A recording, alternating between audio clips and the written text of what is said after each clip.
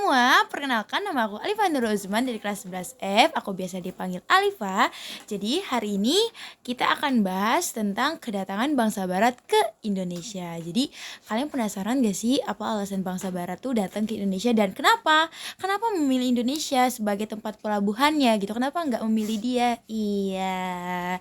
Jadi pada zaman dahulu bangsa barat datang ke Indonesia dengan membawa misi 3G. 3G itu apa sih?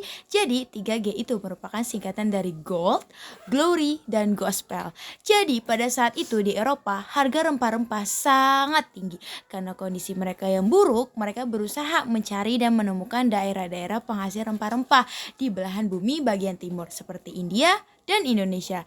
Dan Indonesia ternyata terdapat banyak sekali jenis rempah-rempah teman-teman. Seperti merica, cengkeh, pala, kayu manis, adas, kapulaga, dan kunyit. Dengan membawa misi 3G ini, bangsa barat menaklukkan perdagangan dan menaklukkan daerah penghasil rempah-rempah.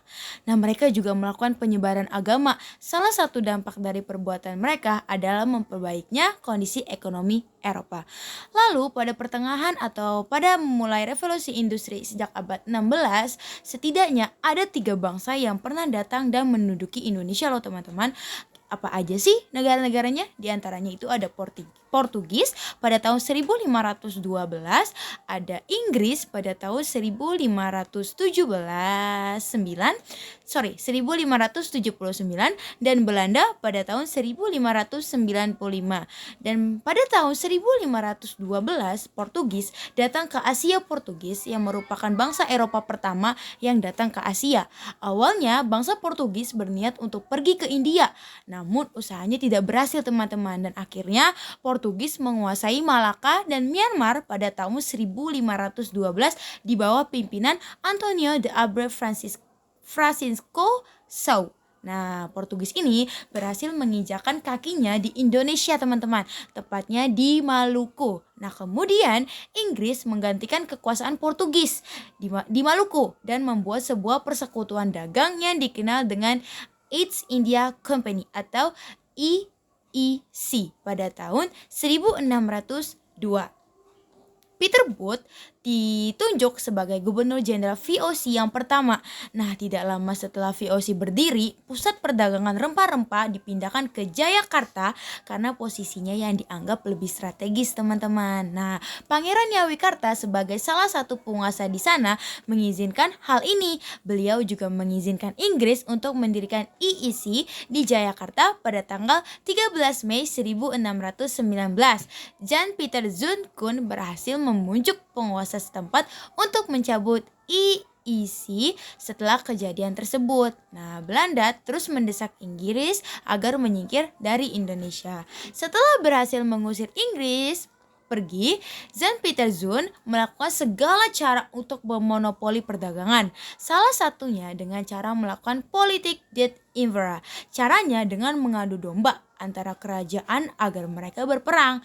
Nah, lalu VOC ini memberi bantuan ke salah satu pihak imbalan atau bantuan VOC ini adalah diizinkan membangun benteng dan hanya melakukan jual beli dengan VOC pada tahun 1808 sampai 1811. Gubernur Jenderal Hindia Belanda, Daendels, membangun jalan sebagai jalur distribusi sumber daya dan pertahanan dari Anyar ke Panarukan untuk membangun jalan yang sudah direncanakannya. Daendels menerapkan sistem kerja paksa, teman-teman. Jadi siapa sih yang menerapkan sistem kerja paksa ini? Jadi yang menerapkan itu adalah Daendels ya teman-teman.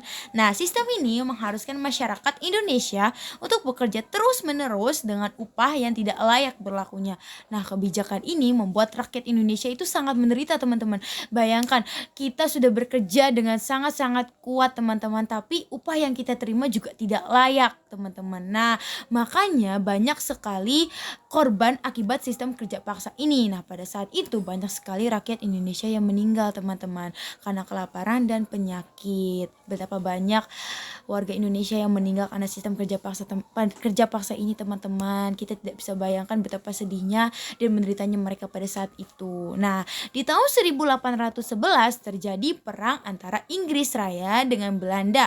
Meskipun perang tersebut juga melibatkan daerah koloni masing-masing, negara pada saat itu pasukan pergabungan Belanda-Perancis yang menguasai Batavia berhasil dikatakan oleh Inggris sehingga jatuhlah tanah Jawa ke genggaman Inggris dengan ditunjukkannya Sir Thomas Stafford Rolls sebagai gubernurnya. Nah, pada masa berkuasanya Inggris di tanah Jawa tidaklah lebih baik daripada siapa ya teman-teman?